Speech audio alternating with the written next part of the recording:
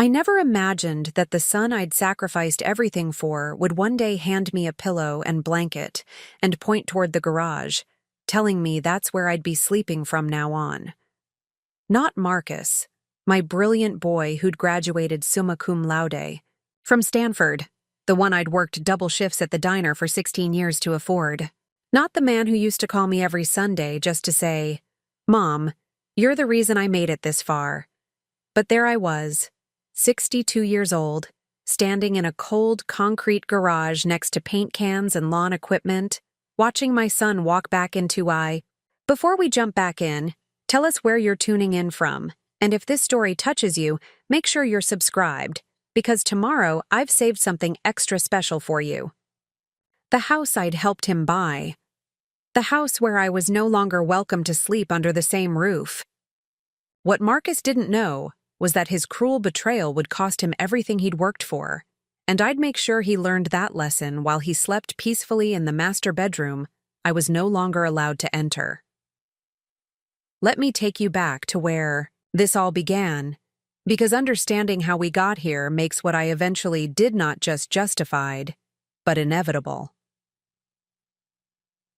28 years ago, I was a 23-year-old waitress named Eleanor Blackwood, working at Murphy's Diner on the outskirts of Portland, Oregon.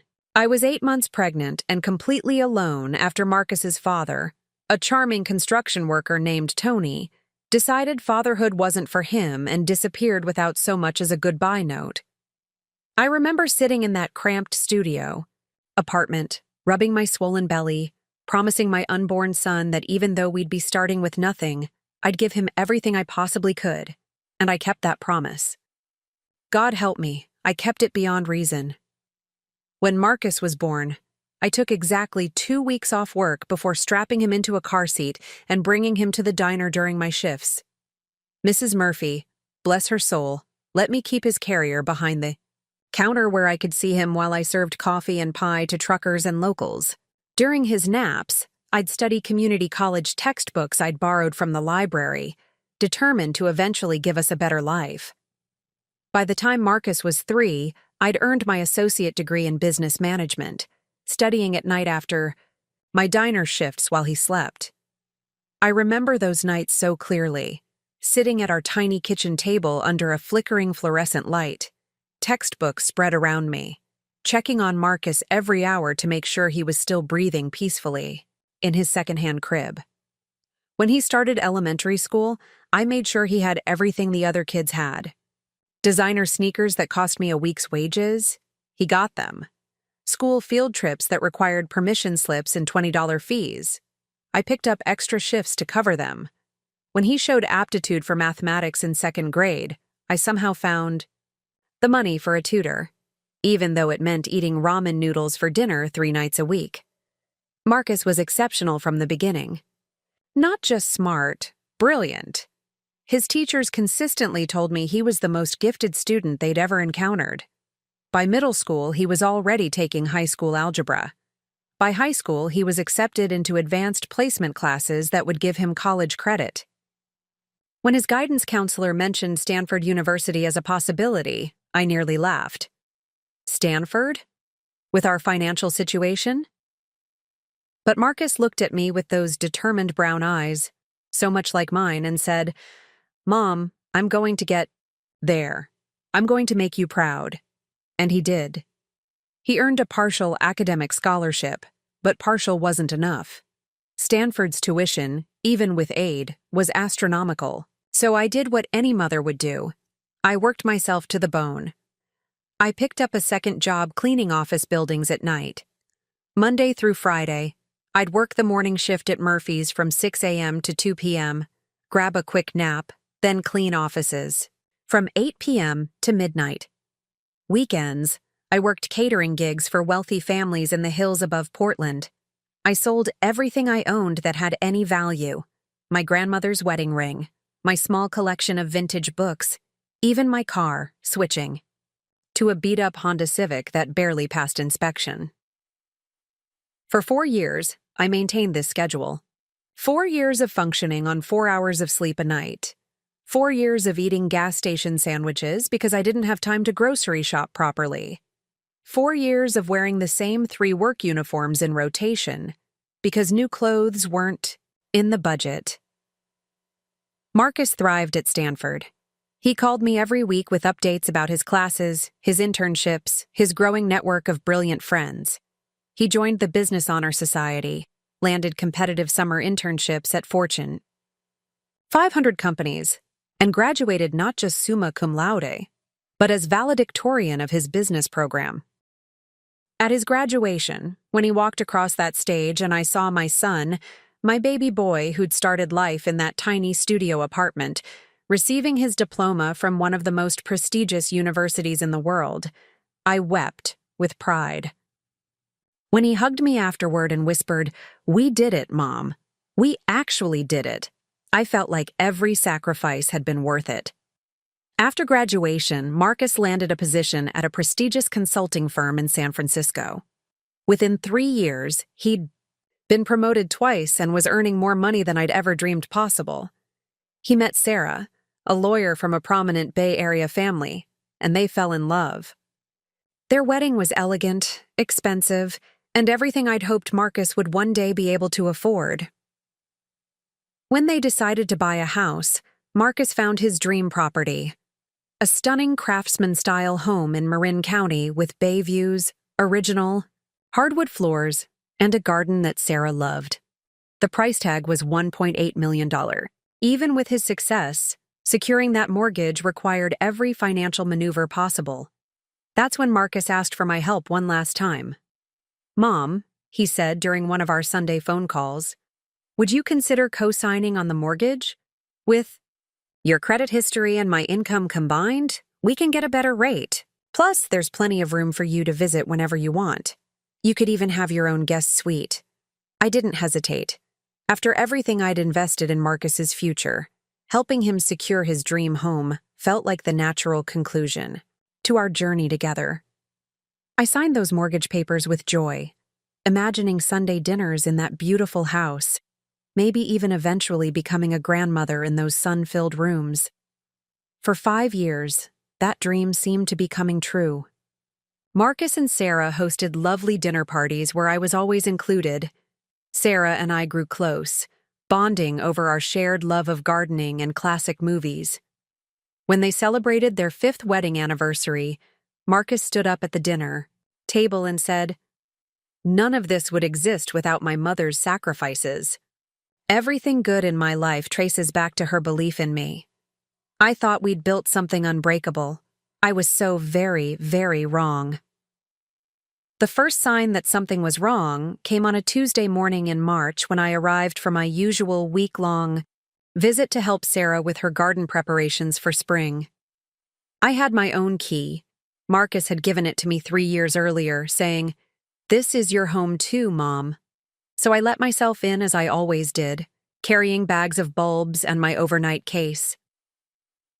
House was eerily quiet. Usually, Sarah would be in the kitchen making her morning coffee, ready to greet me with a warm hug and excited chatter about which flowers we'd plant where. Instead, I found Marcus sitting alone at the dining room table, still in his pajamas at 10 a.m., staring at a stack of papers with hollow eyes. "Marcus, honey, where's Sarah?" I asked, setting down my bags and moving toward him with growing concern. He looked up at me, and I was shocked by what I saw. My successful, confident son looked like he'd aged 10 years overnight.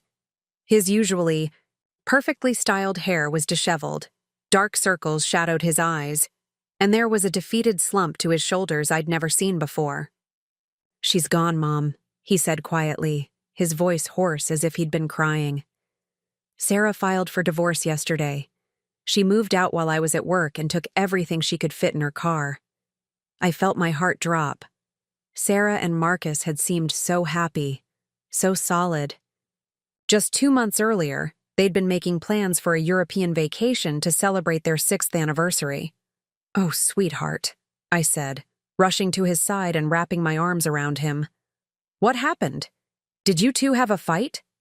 Marcus laughed, bitterly, pushing the papers toward me. "Read it yourself. According to this, I've been emotionally unavailable and prioritizing work over the marriage for years." She says she feels like she's been living with a stranger. Preparing and narrating this story took us a lot of time, so if you are enjoying it, subscribe to our channel. It means a lot to us. Now back to the story. I scanned the divorce papers, my heart breaking for my son. The legal language was cold and clinical, but between the lines, I could see the story of a marriage that had slowly deteriorated, while both parties were too busy or too proud to address the problems. Have you tried calling her? Maybe if you explained. I've tried everything, Marcus interrupted, standing abruptly and pacing to the window. She won't answer my calls. Her lawyer sent a message saying she wants no direct contact during the proceedings. She even blocked me on social media. I spent the next 3 days trying to comfort Marcus, cooking his favorite meals, listening, to him replay every conversation and argument he could remember with Sarah, searching for clues about where things went wrong. It was heartbreaking to watch my accomplished son reduced to this broken, confused man. But Marcus seemed to rally by the weekend. He showered, shaved, put on a crisp shirt, and announced he was ready to move forward with his life. I was relieved to see some of his old confidence returning. "You know what, Mom?" he said over breakfast. "That Saturday. Maybe this is exactly what I needed. A fresh start, time to focus on what really matters." I smiled, encouraged by this positive attitude. "That's the spirit, honey. You're strong and you'll get through this." "I've been thinking," he continued, buttering his toast with deliberate precision, "about changes I need to make, about priorities." "What kind of changes?" Marcus looked directly at me, and something in his expression made my stomach clench with an unexpected unease. "Well, for starters, I think it would be better if you didn't stay in the guest room anymore when you visit." I blinked, certain I'd misheard. "I'm sorry. What?" "The guest room," he repeated, his tone becoming oddly formal. "I'm going to convert it into a home office. I'll be working from home more often now, and I need the space." "Oh," I said, trying to hide my hurt. "Well, I suppose I could stay in the living room, or actually, Mom, I've set up a perfectly comfortable space for you in the garage. There's an old daybed out there, and I bought an electric heater. It's quite cozy, really." The words hit me like a physical blow. I stared at my son, waiting for the punchline, for some indication that this was a joke in poor taste brought on by his emotional state. "Marcus, you can't be serious. You want me to sleep in the garage?" "It's not like that," he said, but his voice lacked conviction. "It's temporary, just until I get the house reorganized. Besides, you're always saying how much you love fresh air, and there's a window out there." I felt heat rising in my chest, a combination of hurt and indignation I'd never experienced with Marcus before. "A window?" "Marcus, it's a garage. There are spiders and oil stains and—" "Mom, please don't be dramatic," he interrupted, his tone sharpening. "I'm going through a divorce. I need space to think, to heal. Having you constantly hovering in the house, asking if I'm okay, making me elaborate meals I don't want, it's suffocating. Suffocating." The word felt like a slap. 28 years of sacrificing everything for this man, and my presence was suffocating? "I was just trying to help," I said quietly. "I know you were, but I'm asking you to help differently now. Give me space. If you want to visit, you can stay in the garage for a few days, but then I need you to go back to Portland and let me figure things out." I looked around the dining room where we'd shared so many happy meals, where Marcus had once toasted my sacrifices and called me the foundation of everything good in his life. The same craftsman details I'd admired countless times, the built-in china cabinet, the original light fixtures, the bay window overlooking Sarah's beloved garden, suddenly felt foreign and unwelcoming. "This house," I said slowly, "the one I co-signed for, the one where my name is on the mortgage alongside yours, you're telling me I'm not welcome to sleep inside it?" Marcus's jaw tightened. "Legally, yes, you're on the mortgage, But this is my home, Mom. I make the payments. I've made every single payment for 5 years. You signed the papers to help me qualify, but that doesn't give you the right to dictate how I live here. The casual cruelty of his words took my breath away. I never tried to dictate anything. I just wanted to help my son through a difficult time. Well, this is how you can help. Respect my boundaries. That evening, as I lay on the narrow daybed in the garage, listening to mice scurrying in the walls and shivering despite the inadequate space heater, I stared at the concrete ceiling and wondered how everything had gone so wrong so quickly. The garage smelled of motor oil and stale air. My bedroom was surrounded by lawn equipment, paint cans, and boxes of Christmas decorations. Through the thin walls, I could hear Marcus moving around the house, my house, the one I'd helped him buy, while I was relegated to sleeping among the garden tools like some unwanted piece of equipment.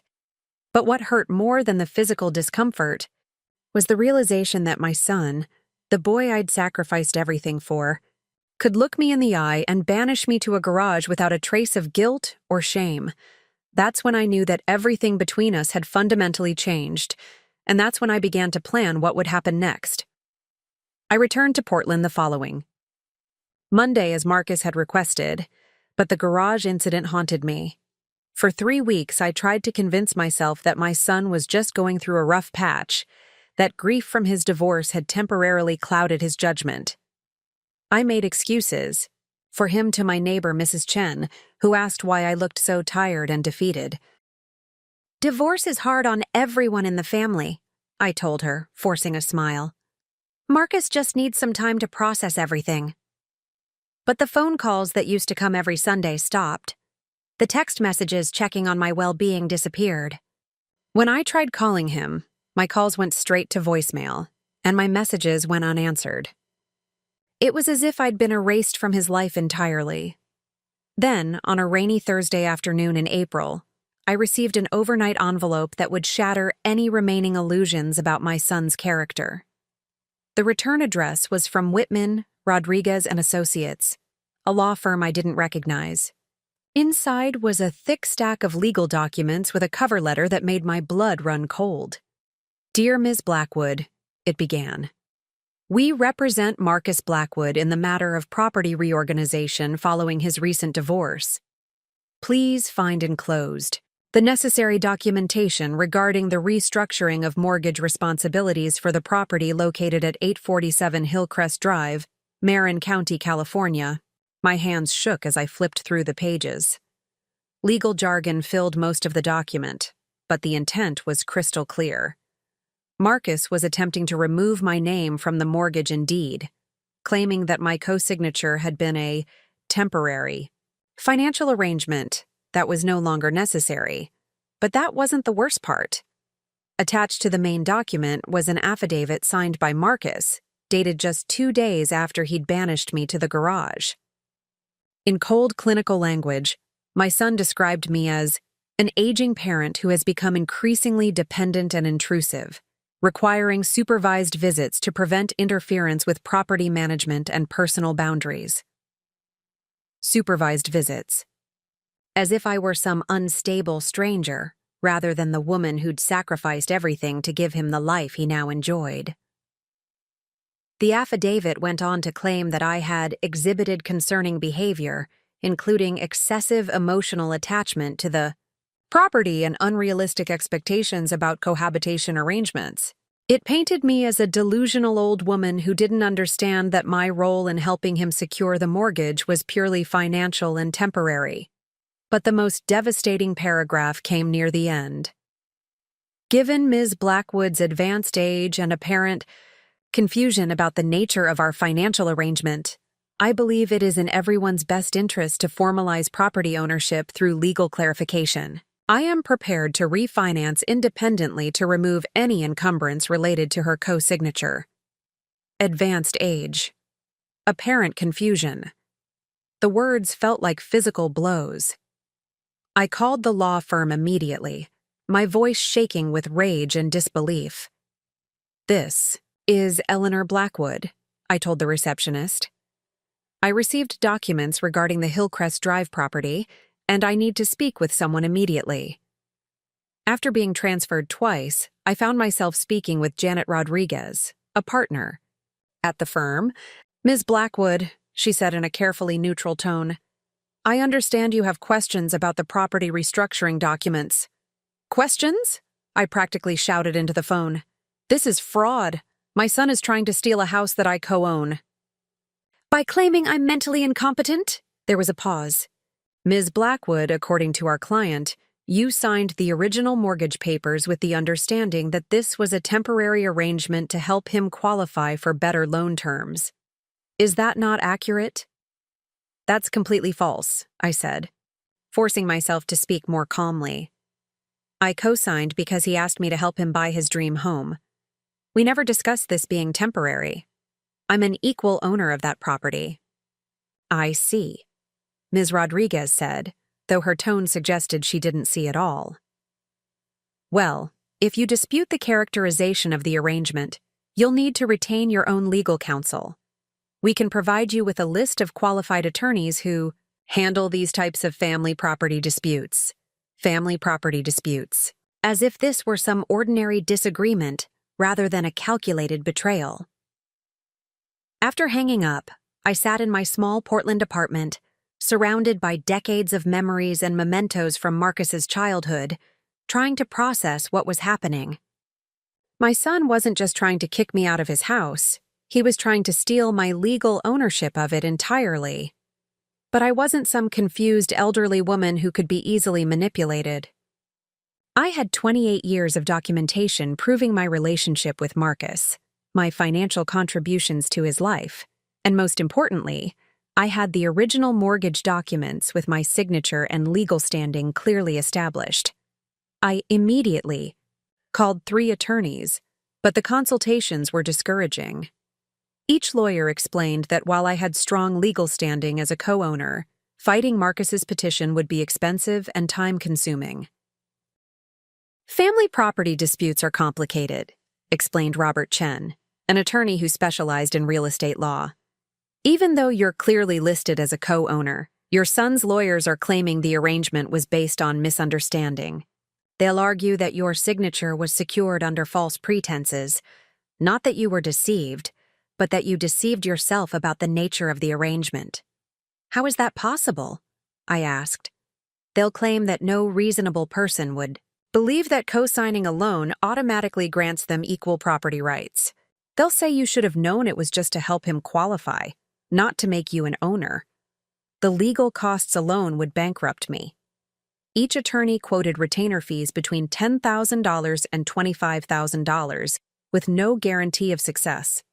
Even if I won, the process could take years. That night, I lay awake staring at the ceiling, thinking about everything I'd learned. Marcus wasn't just ungrateful. He was actively trying to steal from me. The garage incident wasn't about needing space. It was about establishing a pattern of behavior that would support his legal claim that I was intrusive and confused about my role in his life. The divorce had given him the perfect opportunity. With Sarah gone, there were no witnesses to our actual conversations about the house purchase. No one to contradict his version of events where I was just a naive old woman who misunderstood the nature of a financial favor. But as I processed the scope of his betrayal, something interesting occurred to me. Marcus's legal strategy had a fatal flaw. He was so focused on removing my name from the mortgage that he'd overlooked something crucial about property ownership.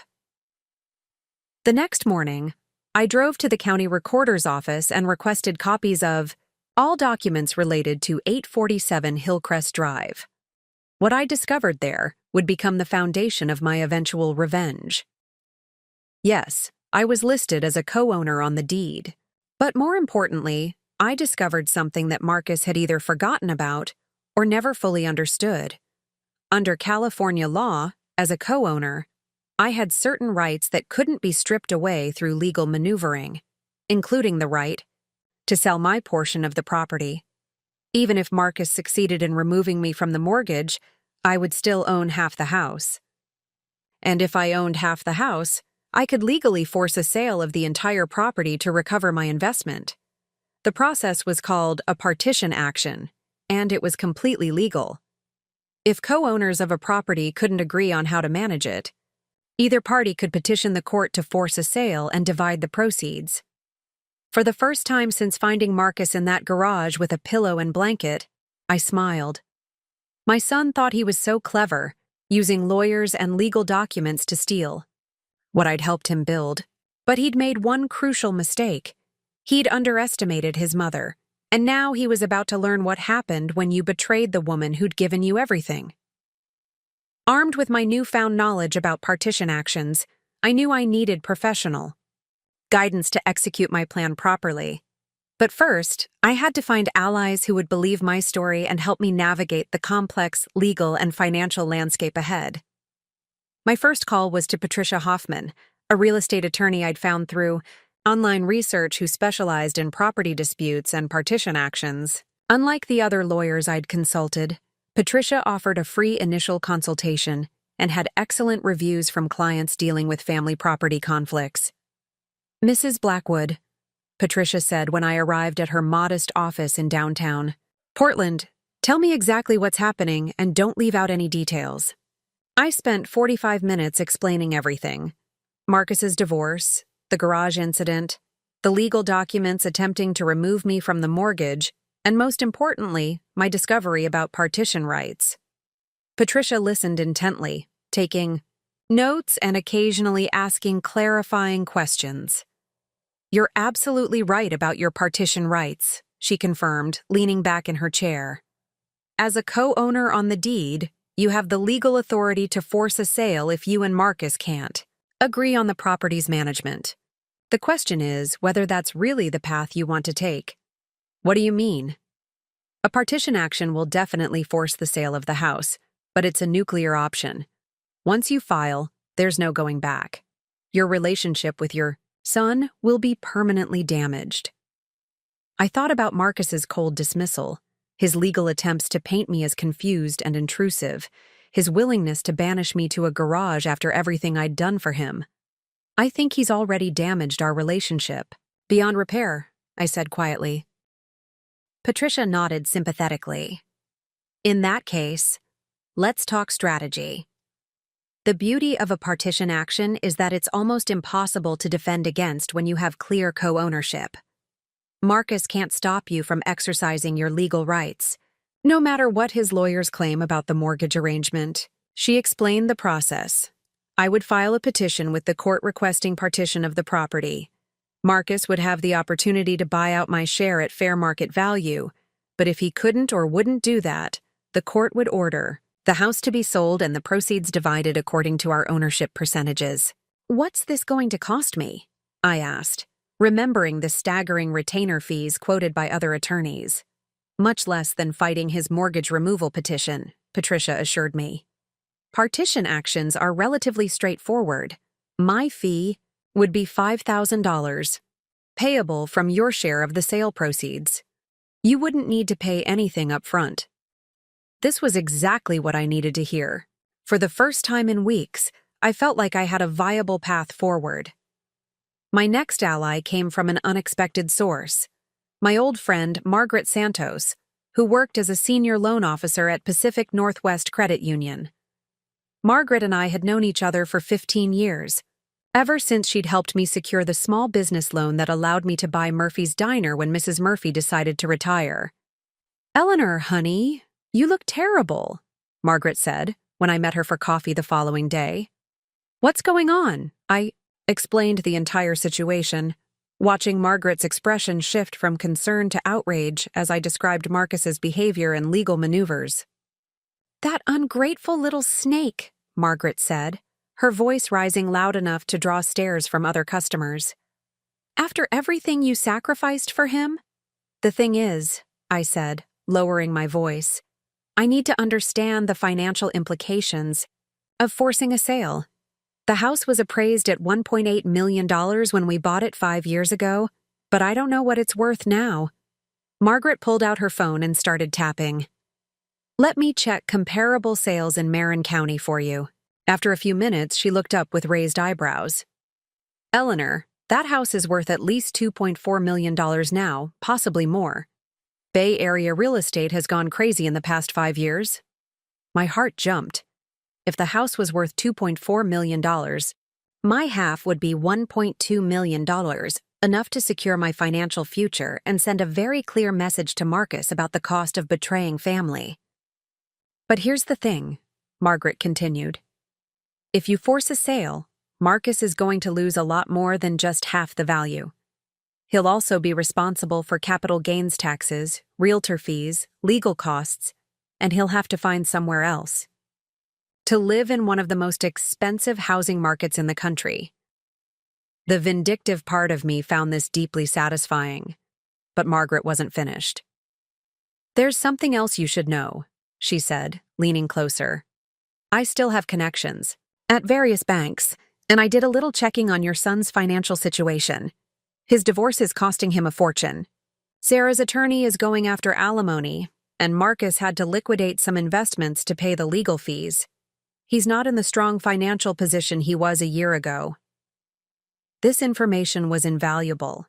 If Marcus was already financially strained from the divorce, he definitely wouldn't be able to buy out my share of the house. A forced sale would be his only option, and it would come at the worst possible time for him. My final ally was someone I hadn't expected, David Chen, Mrs. Chen's son, who worked as a private investigator in San Francisco. When Mrs. Chen learned about my situation during one of our neighborly conversations, she immediately suggested I talk to David. Mom told me what your son is putting you through, David said during our phone conversation. I deal with family property disputes all the time in my work, and I've seen this pattern before. Entitled adult children who think they can manipulate aging parents. I'm not aging, I protested automatically. David chuckled. Trust me, I know. But here's what I can do for you.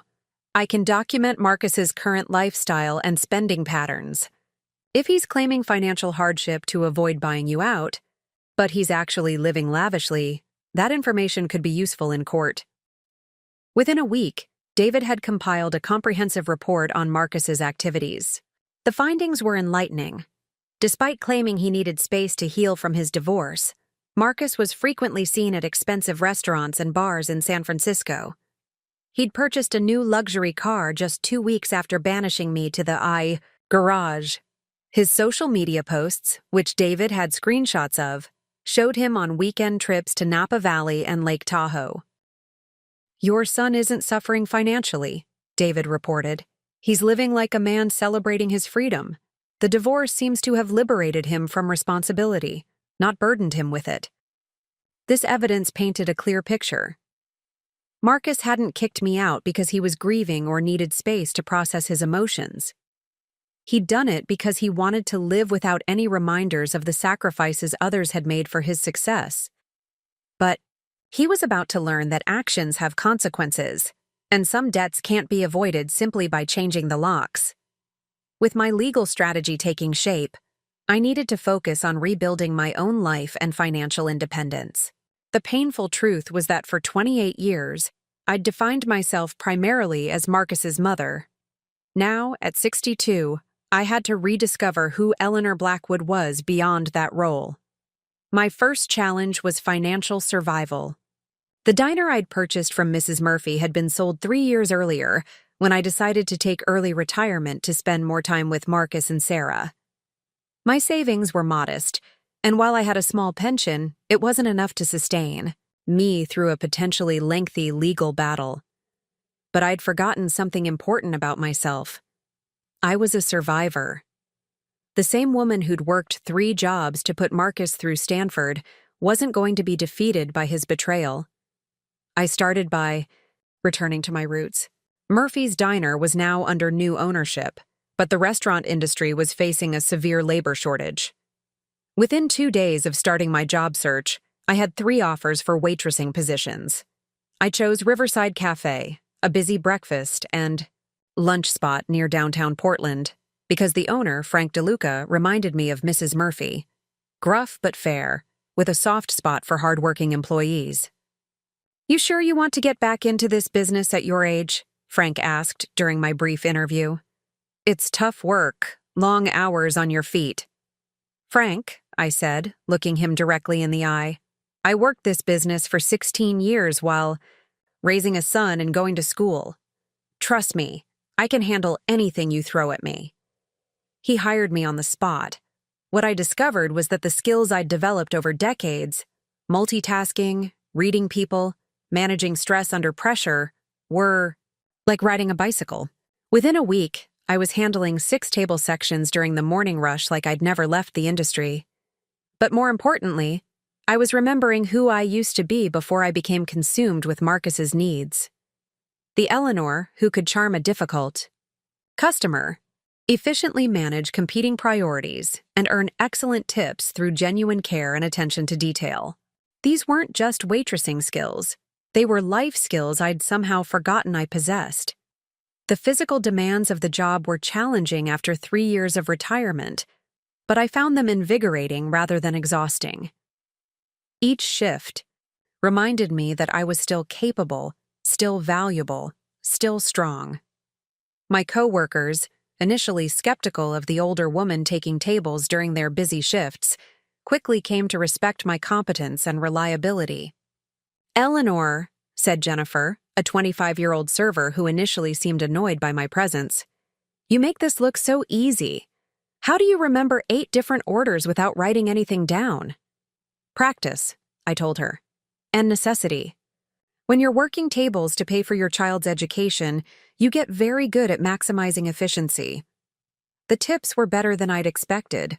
Apparently, customers appreciated being served by someone who genuinely listened to their orders, remembered their preferences, and treated them with respect rather than barely concealed impatience. Within a month, I was earning enough to cover my basic expenses and begin saving for the legal costs ahead. But my real breakthrough came when I started paying attention to the business side of Riverside Cafe. Frank was struggling with inventory, management, vendor relationships, and staff scheduling, all areas where my business degree and years of managing Murphy's Diner gave me valuable insights. "Frank," I said one afternoon during a slow period, "would you mind if I made a suggestion?" "About your ordering system?" He looked up from the perpetually tangled paperwork that covered his desk. "What kind of suggestion?" I explained how he could streamline his inventory by analyzing sales patterns and adjusting orders accordingly. I showed him how to negotiate better terms with vendors by leveraging his payment history and order volume. Most importantly, I demonstrated how proper staff scheduling could reduce labor costs while improving service quality. Frank listened intently, occasionally asking questions that showed he understood the value of what I was proposing. "Eleanor," he said finally, "how would you feel about taking on some management responsibilities? I could use someone with your experience helping me run this place more efficiently." Within 6 weeks of starting as a server, I'd been promoted to assistant manager with a significant salary increase and profit-sharing arrangement. For the first time in years, I felt professionally fulfilled and financially secure on my own. The irony wasn't lost on me. While Marcus was trying to paint me as an aging, confused woman who needed supervision, I was proving my competence and value in the marketplace. Every successful shift, every process improvement I implemented, every dollar I earned was evidence that his characterization of me was not just wrong, but laughably inaccurate. But the most important skill I was rediscovering was strategic thinking. Years of managing limited resources while raising Marcus had taught me to plan carefully, anticipate problems, and find creative solutions to seemingly impossible challenges. Now I was applying those same skills to a very different kind of problem: how to make my son face the consequences of his betrayal. During quiet moments at work, I'd mentally rehearse my upcoming legal strategy. I imagined Marcus's reaction when he received the partition papers. I pictured his lawyers scrambling to find a way to stop a process they couldn't legally prevent. Most satisfying of all, I envisioned the moment when he realized that the mother he'd dismissed as irrelevant held the power to force him out of his dream home. The other servers and kitchen staff at Riverside Cafe began to notice my improved mood as the weeks passed. Where I'd initially seemed tired and defeated, I now moved with purpose and confidence. "You're different," Jennifer observed one busy Saturday morning. "When you started here, you seemed like you were just trying to get by. Now you seem like you're actually enjoying yourself." She was right. For the first time since that devastating night in the garage, I was remembering what it felt like to be competent, respected, and financially independent. I was building something new while preparing to reclaim what was rightfully mine. Marcus thought he'd reduced me to nothing by taking away my place in his life. Instead, he'd freed me to remember that I was somebody before I was his mother, and I would be somebody long after he learned to regret his cruelty. 3 months into my new life at Riverside Cafe, an opportunity presented itself that would change everything. Frank had been struggling with catering orders, large breakfast meetings for local businesses that brought in significant revenue but required coordination he couldn't manage alongside running the daily restaurant operations. "Eleanor," he said one particularly hectic Tuesday morning, "I'm thinking about dropping the catering side of the business. It's just too much hassle for what it brings in." I looked up from the inventory spreadsheet I'd been updating. "What kind of hassle?" "Logistics, mostly. Getting the food prepared, transported, set up on time. Making sure we have enough staff to handle both the restaurant and the catering event. Half the time something goes wrong and we end up with unhappy customers." An idea began forming in my mind. What if I took over the catering operations, managed them as a separate division? Frank raised an eyebrow.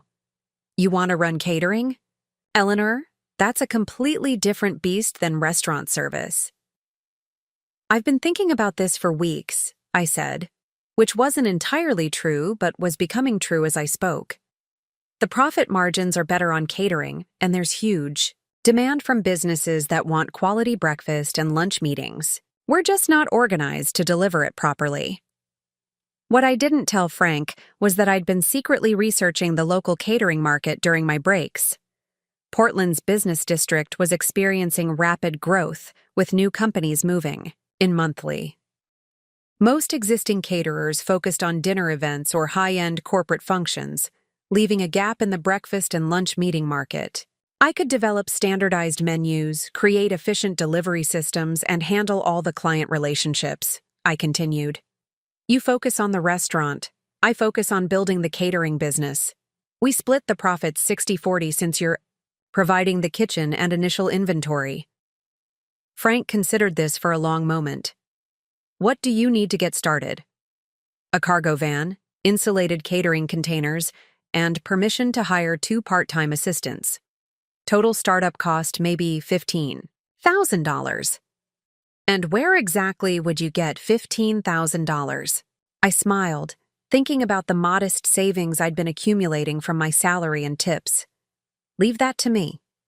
That evening, I called Margaret Santos and explained my business plan. Within 2 days, I had approval for a small business loan from Pacific Northwest Credit Union, secured by my employment history and Frank's willingness to guarantee the catering contracts through Riverside Cafe. "Eleanor," Margaret said as she handed me the loan documents, "I have to say, you've completely transformed since that first conversation about your son. You seem like a different person." She was right. The broken, defeated woman who'd been banished to a garage was gone, replaced by someone who was building something valuable and independent. Each successful catering event, each new client contract, each deposit into my business savings account was proof that Marcus's assessment of me as weak and dependent was not just wrong, it was laughably outdated. Within 6 weeks, Riverside catering was booked solid. I'd developed 3 signature breakfast packages and 4 lunch options that could be scaled from intimate 10-person meetings to company-wide events for over 100 people. My secret weapon was personal attention. I attended every delivery personally, ensuring setup was perfect and clients were completely satisfied. "Mrs. Blackwood," said Jennifer Morrison, the office manager at Cascade Financial who'd become one of my regular clients. "Your service is incredible. We've tried 4 different caterers over the past 2 years, and none of them came close to this level of professionalism." The business grew so rapidly that I had to hire 3 part-time assistants and lease a larger delivery vehicle. Frank was initially skeptical, but became a true believer when he saw the revenue numbers. "Eleanor, catering is bringing in 30% of our total monthly revenue," he told me during our weekly review meeting. "And that's pure profit since we're using kitchen capacity that was sitting idle anyway." But the financial success was only part of what made this venture meaningful. I was proving to myself, and building evidence for my upcoming legal battle, that I was far from the declining, dependent person Marcus had described in his legal filings. The pinnacle moment came when I landed a contract with Meridian Tech, a rapidly growing software company that needed daily breakfast service for their expanded workforce. The contract was worth $8,000 monthly and required me to coordinate with their facilities manager, a sharp woman named Lisa Chen, who turned out to be David Chen's sister. "Small world," Lisa said when she realized the connection. "David told me about your situation with your son. I have to say, seeing you run this operation, I can't imagine anyone describing you as confused or dependent." "That's exactly the point," I said, loading the final tray of pastries into the delivery van. "Some people see what they want to see rather than what's actually in front of them." By month 4, I had enough savings to cover Patricia Hoffman's legal fees and still maintain a comfortable financial cushion. More importantly, I had created something that was mine, a successful business that existed entirely separate from Marcus and his world. The psychological transformation was just as significant as the financial one. I'd gone from someone who defined herself primarily through her relationship to her son to someone who had built independent success through her own skills and determination. When I looked in the mirror now, I didn't see Marcus's mother who'd been cruelly discarded. I saw Eleanor Blackwood, successful entrepreneur and businesswoman. The irony was perfect. While Marcus was struggling with divorce expenses and trying to maintain his lifestyle in an expensive housing market, I was building wealth and independence. While he was painting me as someone who needed care and supervision, I was managing a complex business operation and developing a reputation for reliability and excellence. But most importantly, I was accumulating the resources and confidence I would need for the confrontation that was coming. Every successful catering event, every satisfied client, every dollar in my business account was ammunition for the legal battle ahead. Marcus thought he'd neutralized me by taking away my place in his life. Instead, he'd motivated me to build something bigger and better than anything I'd had when I was just his grateful, sacrificing mother. Soon, he would learn the true cost of underestimating Eleanor Blackwood. 6 months after the garage incident, just as I was feeling confident about my new life and upcoming legal strategy, Marcus made his move to reassert control over the situation. It started with a phone call that came during the busy lunch rush at Riverside Cafe. "Eleanor Blackwood?" an unfamiliar female voice asked when I answered my cell phone. "Yes, who's this?" I stepped into the back office to hear better over the kitchen noise. "This is Rebecca Walsh from Family First Services. We're a care coordination company that helps families navigate difficult transitions. Your son Marcus has engaged our services to help assess your current living situation and explore options that might better meet your needs." My blood went cold. "I'm sorry, what kind of services?" "We specialize in helping adult children ensure their aging parents are receiving appropriate care and support. Marcus expressed concern that you've been struggling since your retirement and might benefit from professional guidance regarding housing, healthcare, and financial management." The calculated cruelty of it took my breath away. Marcus was trying to have me declared incompetent through a private company that specialized in transitioning elderly people into assisted care facilities. "Ms. Walsh," I said, keeping my voice steady despite my rage, "I think there's been a misunderstanding. I'm perfectly capable of managing my own affairs." "Of course, Mrs. Blackwood," That's exactly why we'd like to meet with you for a comprehensive assessment. Just to document your current capabilities and address any concerns your son might have. Would tomorrow afternoon work for you? No, I said firmly. It would not, and please don't contact me again.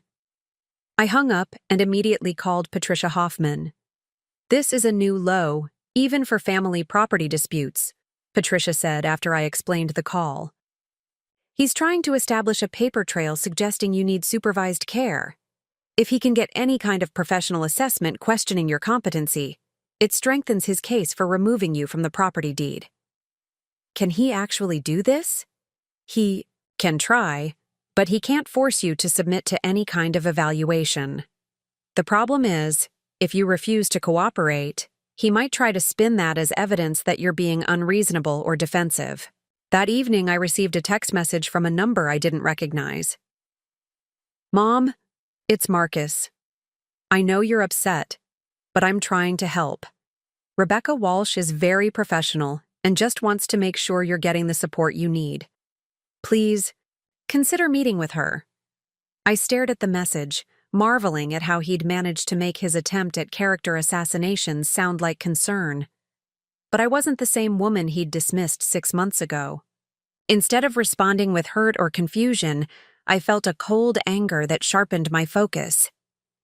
The next morning, I called David Chen and explained what was happening. Your son is getting desperate, David observed. Family First Services has a reputation for helping wealthy families transition their parents into managed care situations. It's completely legal, but ethically questionable when used as a weapon in property disputes. What can you find out about them? Leave that to me. Within 2 days, David had compiled a comprehensive report on both Family First Services and Rebecca Walsh, specifically. The findings were illuminating and disturbing.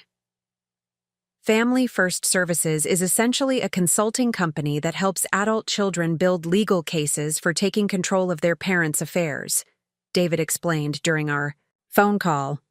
They're very good at creating documentation that supports claims of diminished capacity, even when the evidence is thin. And Rebecca Walsh? Licensed social worker, but she's been sanctioned twice by the state board for overstating client needs in her reports. She's also been sued 3 times by families who claimed her assessments were biased and inaccurate. This information was exactly what I needed. Marcus wasn't just trying to steal my property. He was trying to destroy my reputation and independence in the process. But his strategy had a fatal flaw. He was still thinking of me as the vulnerable, dependent woman I'd been during my years. Of focusing solely on his needs, he had no idea who I'd become.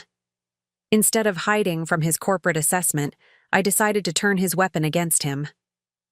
I called Rebecca Walsh back. Ms. Walsh, this is Eleanor Blackwood. I've reconsidered your offer and would like to schedule an assessment. Wonderful, Mrs. Blackwood. I'm so glad you've decided to move forward. Would Thursday afternoon work for you? Actually, I'd prefer to meet at my workplace. I'm the assistant manager and head of catering operations at Riverside Cafe. I think you'll get a better sense of my capabilities by seeing me in my professional environment. There was a pause. Your workplace? Mrs. Blackwood, Marcus indicated that you were retired and possibly having difficulty managing daily activities. Did he? How interesting. Well, you'll be able to assess that for yourself when we meet. Shall we say 2 o'clock? I'll have just finished coordinating a 100-person catering delivery for Meridian Tech, so I should have time to talk. Yes, that should be fine. I spent the next 2 days preparing for Rebecca Walsh's visit with the same attention to detail I brought to my largest catering events. I coordinated with Frank to ensure the restaurant would be running at peak efficiency during her visit. I scheduled 3 client calls to take place while she was there. Most importantly, I prepared a comprehensive portfolio documenting my business, activities, financial independence, and professional responsibilities. Thursday afternoon arrived, and I watched through the window as Rebecca Walsh entered Riverside Cafe. She was a thin woman in her 50s, carrying a leather portfolio and wearing the kind of neutral professional clothing that was designed to Be unmemorable. Ms. Walsh, I said, approaching her with a confident smile. I'm Eleanor Blackwood. Welcome to Riverside Cafe. As I led her through the bustling restaurant, explaining the catering operation I'd built and managed, I could see confusion replacing the patronizing sympathy she'd arrived with. Mrs. Blackwood, she said as we settled at a corner table, I have to admit, this isn't quite what I expected based on my conversation with your son. No, I said pleasantly. I imagine it isn't. For the next hour, I systematically dismantled every assumption Marcus had given her about my capabilities. I showed her my business financials, my catering contracts, my daily schedule managing both restaurant operations and a growing catering business. I introduced her to Frank, who spoke glowingly about my management skills and business acumen. Mrs. Blackwood, Rebecca Walsh said finally, closing her portfolio, I'm not sure why your son felt you needed assessment for care coordination. You're clearly managing a complex business operation very successfully. Perhaps, I suggested, my son's concerns about my capabilities are based on outdated information, or perhaps they're based on motivations that have nothing to do with my actual welfare. As she prepared to leave, I handed her a business card for Riverside Catering. In case you ever need professional catering services, I said with a smile that didn't reach my eyes. I understand you work with a lot of families dealing with complex situations. Good food can really help during difficult transitions. After she left, I sat in my office and called Patricia Hoffman. How did it go? Patricia asked. I think Marcus just accidentally provided us with evidence that his claims about my diminished capacity are completely fabricated. Ms. Walsh won't be writing the kind of report he was hoping for. But more than that, I realized Marcus had revealed something crucial about his strategy. He was getting desperate enough to take significant risks. That desperation would be his downfall. It was time to file the partition papers and begin the final phase of my plan. And lease a larger delivery vehicle. Frank was initially skeptical but became a true believer when he saw the revenue numbers. Eleanor, catering is bringing in 30% of our total monthly revenue, he told me during our weekly review meeting. And that's pure profit since we're using kitchen capacity that was sitting idle anyway. But the financial success was only part of what made this venture meaningful. I was proving to myself and building evidence for my upcoming legal battle that I was far from the declining, dependent person Marcus had described in his legal filings. The pinnacle moment came when I landed a contract with Meridian Tech, a rapidly growing software company that needed daily breakfast service for their expanded workforce.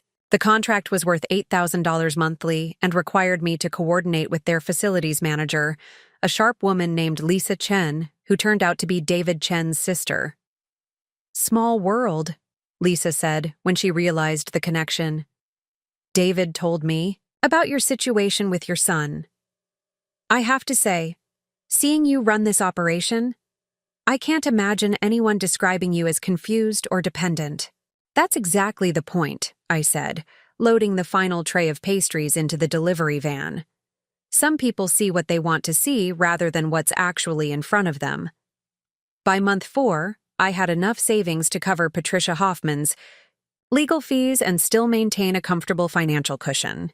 More importantly, I had created something that was mine, a successful business that existed entirely separate from Marcus and his world. The psychological transformation was just as significant as the financial one. I'd gone from someone who defined herself primarily through her relationship to her son to someone who had built independent success through her own skills and determination. When I looked in the mirror now, I didn't see Marcus's mother who'd been cruelly discarded. I saw Eleanor Blackwood, successful entrepreneur and businesswoman.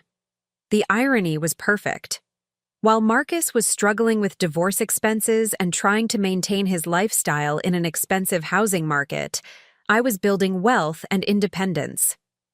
While he was painting me as someone who needed care and supervision, I was managing a complex business operation and developing a reputation for reliability and excellence.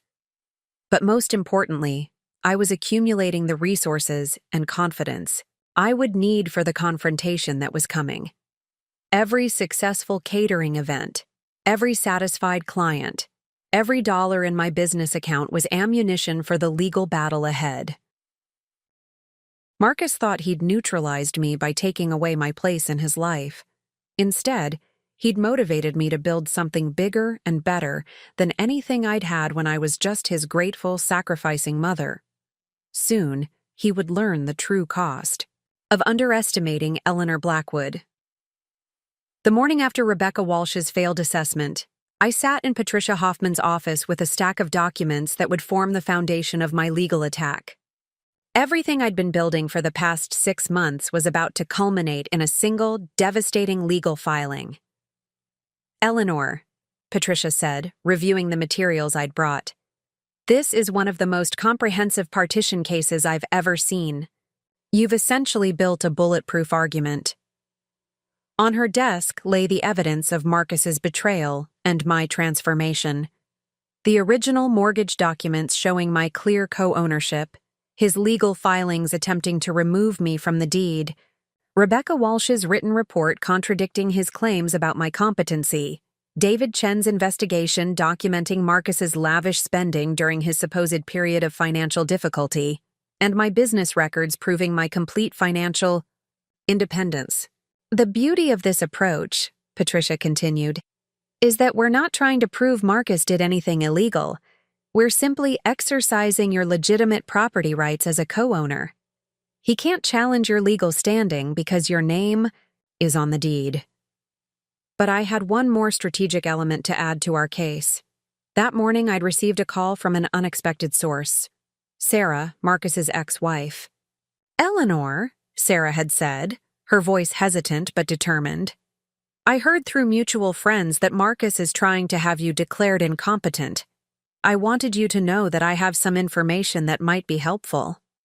Sarah explained that, during their divorce proceedings, Marcus had made statements to his attorney about his property ownership that directly contradicted his current claims about my role in the house purchase. He specifically said that he owned the house jointly with you and that any settlement with me couldn't affect your ownership rights, Sarah told me. His lawyer has those statements in the divorce file. This was exactly the evidence I needed to prove that Marcus's current legal position was not just wrong, but deliberately fraudulent. He couldn't claim in divorce court that I was a legitimate co-owner, while simultaneously arguing in property court that I was a confused elderly woman who'd misunderstood a simple favor. Patricia immediately subpoenaed Marcus's divorce records, and what we found was even better than I'd hoped. In a sworn deposition, Marcus had stated under oath that the Hillcrest property is owned jointly by myself and my mother, Eleanor Blackwood, who provided essential financial support for the purchase. "This is perjury if he now claims otherwise," Patricia explained. "He can't give sworn testimony in one proceeding and then contradict it in another without serious legal consequences." Armed with this evidence, we crafted a partition petition that was both legally unassailable and personally devastating to Marcus. The filing detailed not just my legal right to force a sale, but also included the evidence of his contradictory statements, his failed attempt to have me declared incompetent, and his systematic efforts to defraud me of my property rights. "What happens next?" I asked. "We file tomorrow morning. Marcus will be served with the papers within 48 hours. He'll have 30 days to either buy out your share at fair market value, or the court will order the house sold and the proceeds divided equally." That evening, I called Margaret Santos to update her on the situation. "Eleanor, I have to ask," Margaret said. "Are you absolutely sure you want to go through with this? Once you file these papers, there's no going back. Your relationship with Marcus will be over." I thought about the garage, the legal documents calling me confused and dependent, the attempt to have me assessed for managed care, and most of all, the cold calculation behind every one of his actions. "Margaret," I said quietly, "our relationship ended the night he handed me a pillow and pointed toward the garage. Everything since then has just been me finally accepting that reality. The next morning, I would file the papers that would force Marcus to face the consequences of betraying the woman who'd given him everything. And for the first time in months, I slept peacefully. The partition papers were filed on a Tuesday morning. By Thursday afternoon, Marcus was standing in the dining room of Riverside Cafe, his face a mask of barely controlled rage and disbelief. I'd been expecting this confrontation, but seeing him in person for the first time since the garage incident still sent a jolt of complex emotions through me. "Mom," he said, the word dripping with a coldness that made my heart ache despite everything. "We need to talk." I looked up from the catering invoice I'd been reviewing. Marcus looked terrible, thinner than I remembered, with dark circles under his eyes and the kind of expensive but rumpled clothing that suggested he'd been sleeping poorly. "Hello, Marcus," I said calmly. "Frank, could you give us some privacy?" Frank, who'd been briefed on the situation, nodded and retreated to the kitchen, though I knew he'd be within earshot in case I needed support. Marcus slammed the legal documents onto my table. "What the hell is this?" "It's a partition action," I replied, not looking up from my work. "I'm exercising my legal rights as a co-owner of the Hillcrest property." "Legal rights?" His voice rose, drawing stares from the few afternoon customers. "Mom, this is insane. You can't just force me to sell my house." I finally looked at him directly. "It's not your house, Marcus. It's our house. I co-signed the mortgage, I'm listed on the deed, and according to your own sworn testimony during your divorce proceedings, I'm a legitimate co-owner who provided essential financial support for the purchase." His face went pale. "You don't understand the financial implications, don't I?" I interrupted, standing up and moving to the window that overlooked the bustling street. "Let's see. The house is currently worth approximately $2.4 million. My half would be $1.2 million. You have 30 days to buy me out at fair market value, or the court will order a sale and will split the proceeds equally. Seems straightforward to me." "I don't have $1.2 million liquid," he said, desperation creeping into his voice. "The divorce, the legal fees, the new BMW, the weekend trips to Napa, the expensive restaurants." I turned back to face him. David Chen's investigation was quite thorough. "You've been living like a man celebrating his freedom, not someone struggling financially." Marcus stared at me as if seeing a stranger. "Who is David Chen?" "Someone who believes that family members shouldn't lie about each other in legal documents." I sat back down and picked up my invoice. Unlike the people at Family First Services, who apparently don't do their homework before agreeing to fraudulent assessments. "That wasn't fraudulent," Marcus protested weakly. "I was genuinely concerned about your living situation." I laughed, a sound with no warmth in it. "My living situation? Marcus, I'm managing a successful catering business that generates $8,000 monthly in contracts. I work 60 hours a week coordinating complex logistics for corporate clients. I have my own apartment, my own car, and more financial independence than I've had in decades.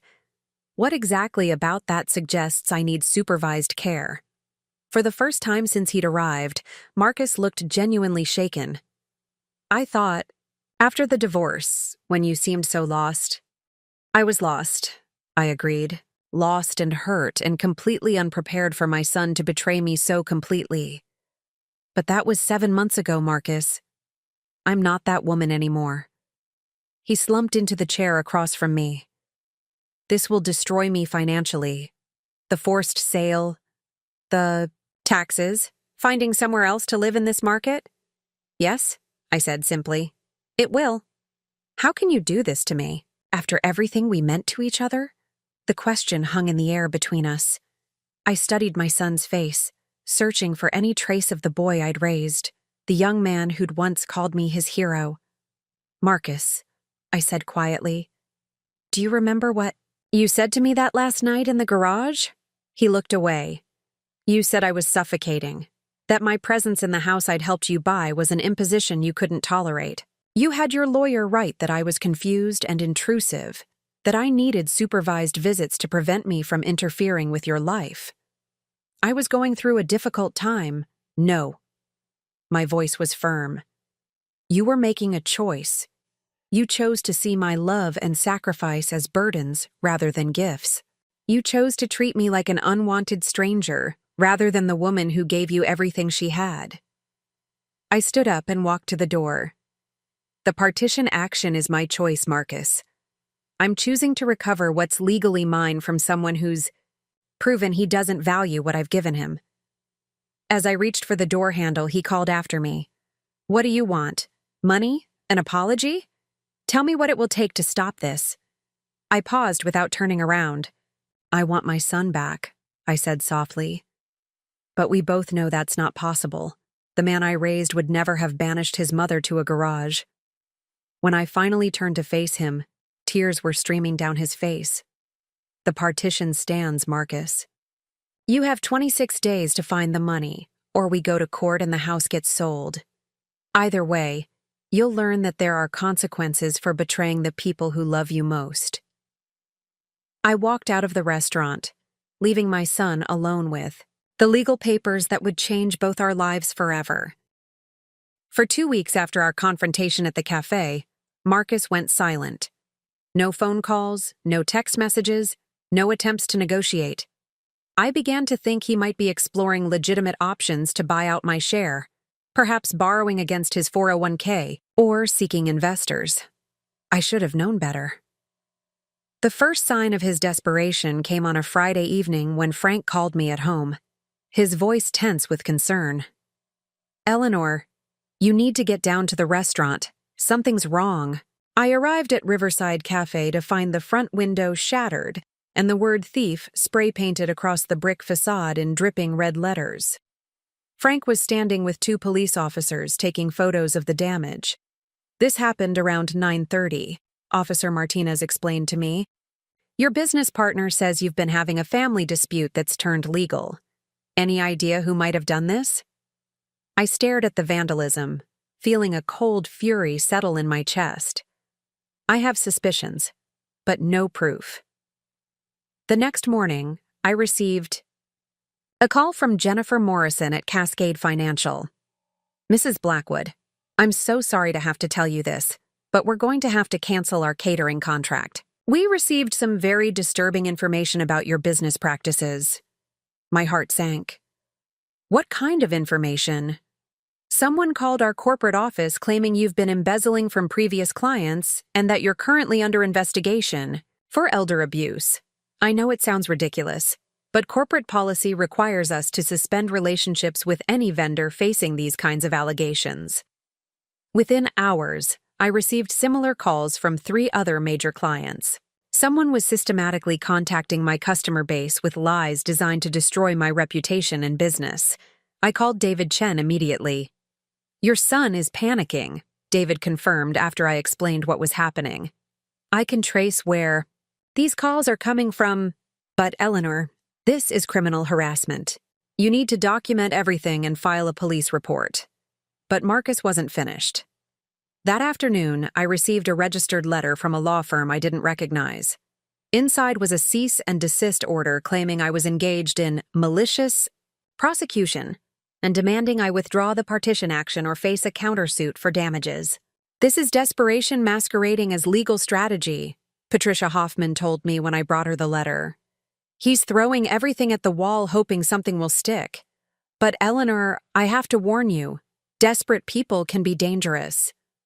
Her warning proved prophetic.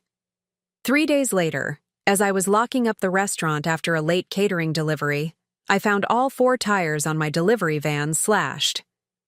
Security footage from the neighboring business showed a figure in dark clothing approaching my vehicle around midnight, but the person's face wasn't visible. The psychological warfare escalated when I began receiving anonymous text messages at all hours. Greedy old woman. You're destroying your own son. Family means nothing to you. But the most chilling incident came when I arrived at work one morning to find that someone had attempted to break into the restaurant's office. Nothing was stolen, but my filing. Cabinet had been pried open and business documents were scattered across the floor. The papers containing my client contact information were missing. "He's trying to steal your customer database," Frank observed grimly as we surveyed the damage. "Eleanor, this has gone way beyond a property dispute. He's trying to destroy your livelihood." I called an emergency meeting with Patricia, David, and Margaret to assess the situation. "Marcus is following a predictable pattern," David explained. "When wealthy people face financial ruin, they often lash out at the person they blame for their problems. He's trying to make you back down by making the cost of fighting too high." "What are my options?" I asked. "We can get a restraining order," Patricia said. "The vandalism, harassment, and attempted break-in are all crimes." "But Eleanor, a restraining order might only escalate things further." Margaret leaned forward. "Or we can accelerate the partition timeline. Instead of waiting for the 30-day deadline, we can petition the court for an emergency sale based on Marcus's retaliatory behavior." "What would that mean?" "It would mean the house goes on the market immediately," Patricia explained. "No more waiting. No more opportunities for Marcus to raise the buyout money. We force the sale now while demonstrating to the court that he's engaging in criminal intimidation."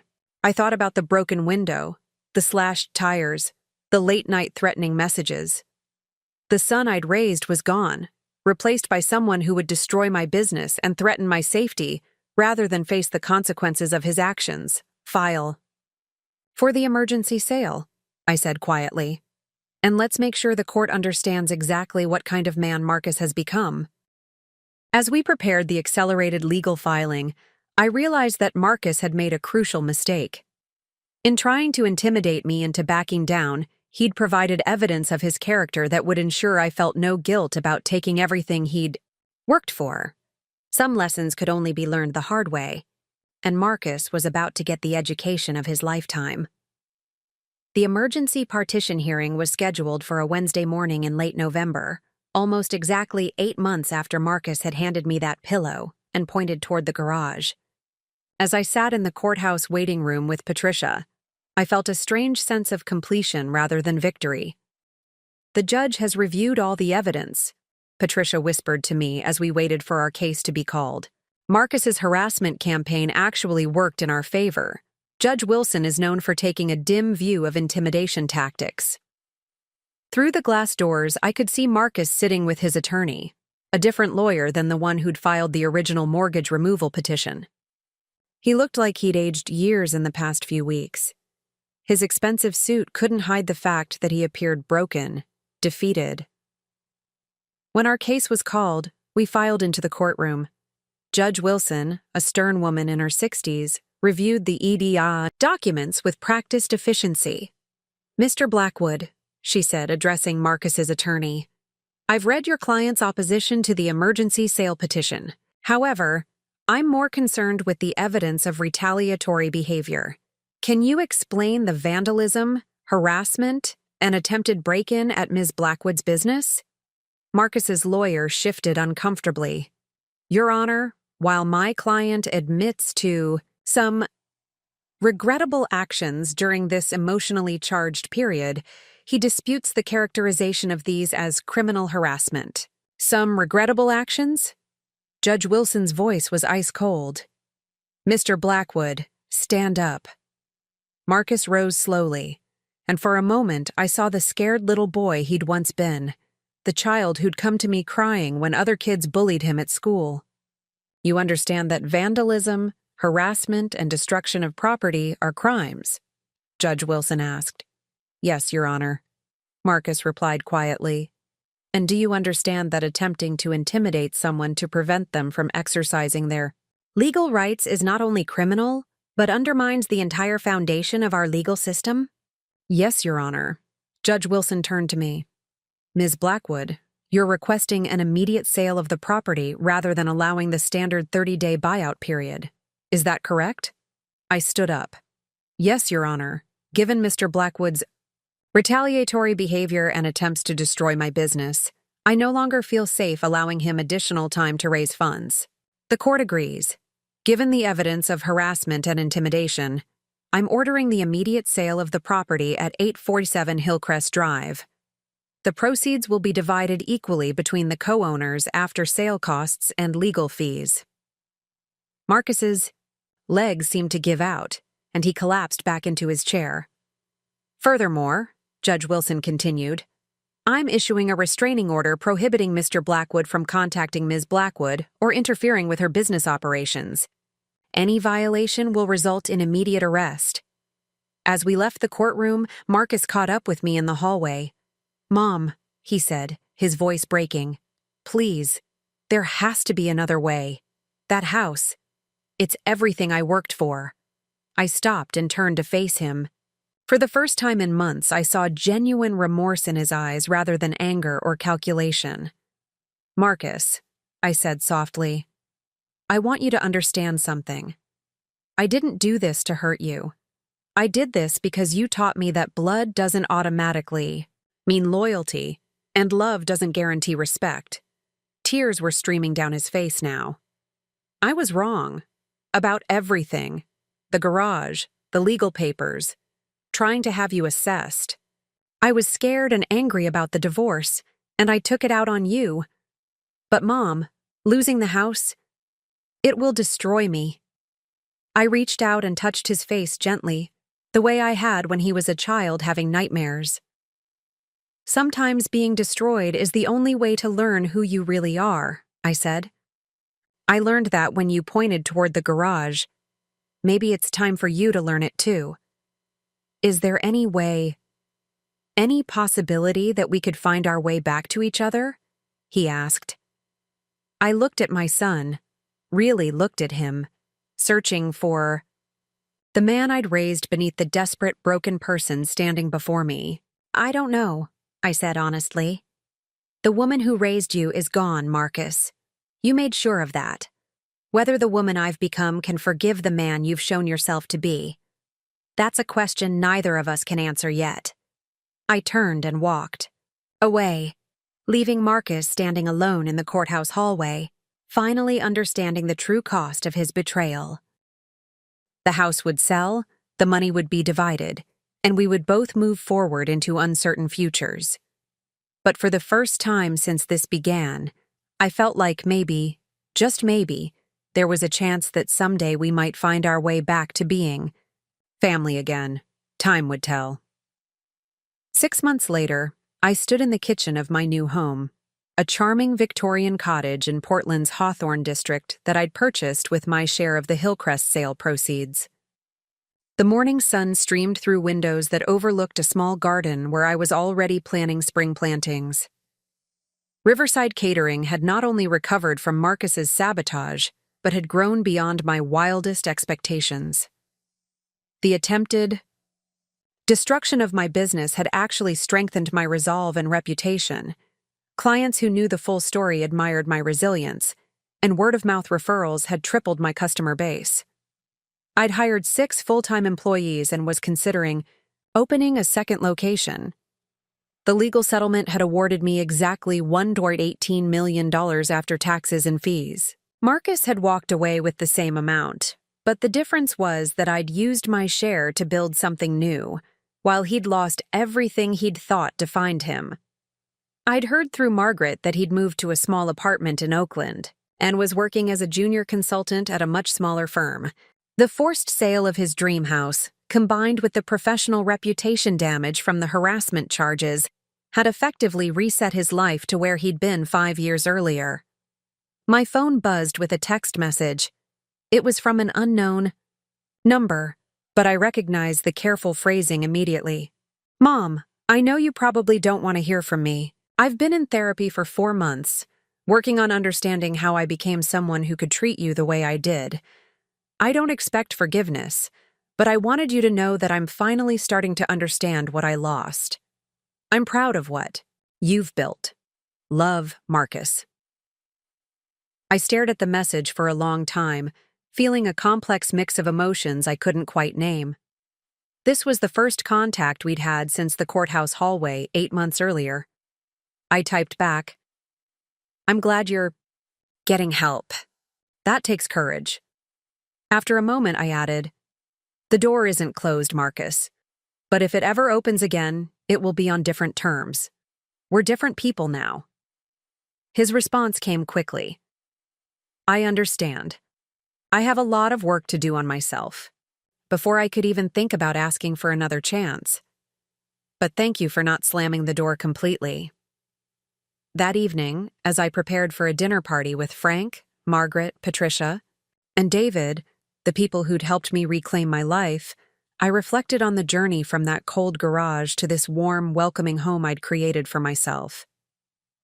The woman Marcus had dismissed as dependent and confused was managing a thriving business, owned her home outright, and had built a circle of relationships based on mutual respect rather than one-sided sacrifice. I'd learned that sometimes the greatest gift you can give someone is letting them face the consequences of their choices. Marcus was finally learning who he was when everything he thought he wanted was stripped away. As for me, I'd discovered that Eleanor Blackwood was far stronger, more capable, and more resilient than either of us had ever imagined. The garage had been my rock bottom, but it had also been my launching pad into a life I'd never known I was capable of building. And that, I realized, was the most valuable lesson of all. Up next, you've got 2 more standout stories right on your screen. If this one hit the mark, you won't want to pass these up. Just click and check them out.